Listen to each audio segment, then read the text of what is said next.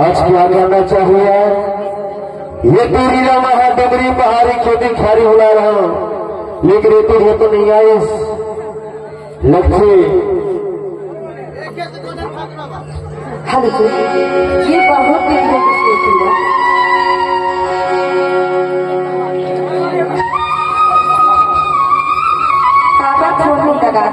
ये तेरी जो हवा है वो लगा के देखो हजरा, कारण की तेज चाहने से पहले बता रहा हूं, लेकिन ये हमें ध्यान नहीं देते। चल लगा के देखो 94 10 94।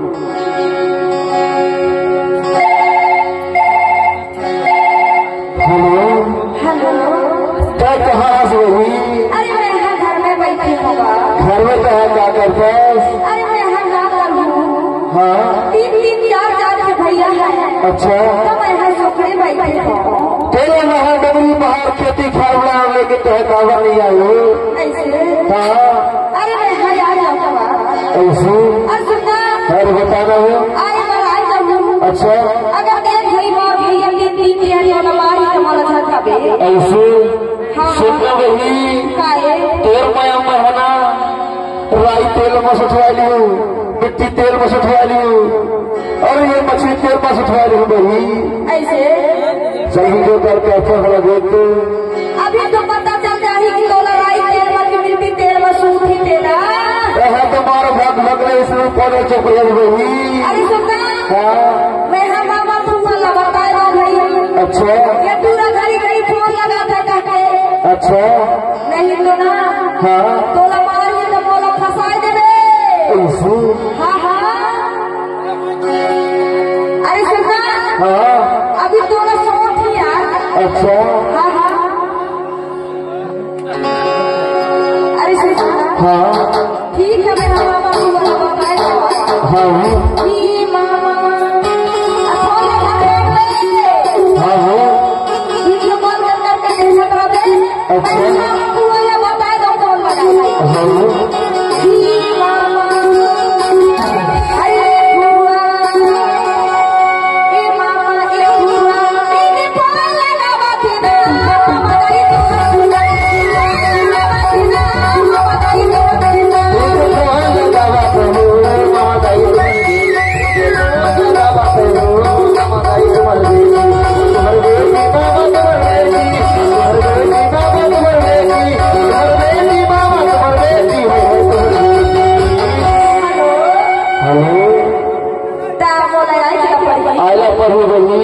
तब तू कहीं तो मामा तू वाला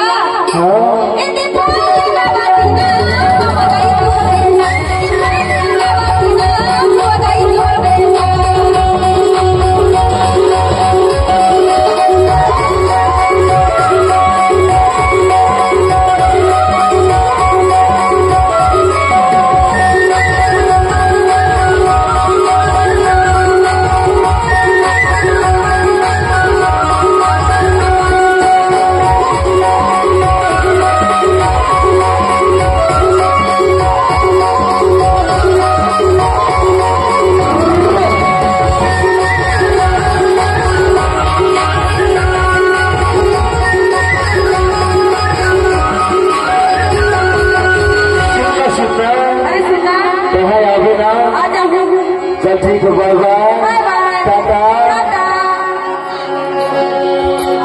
चल ठीक है, रखते हैं वो तुम्हें चिंता फिकर नहीं है।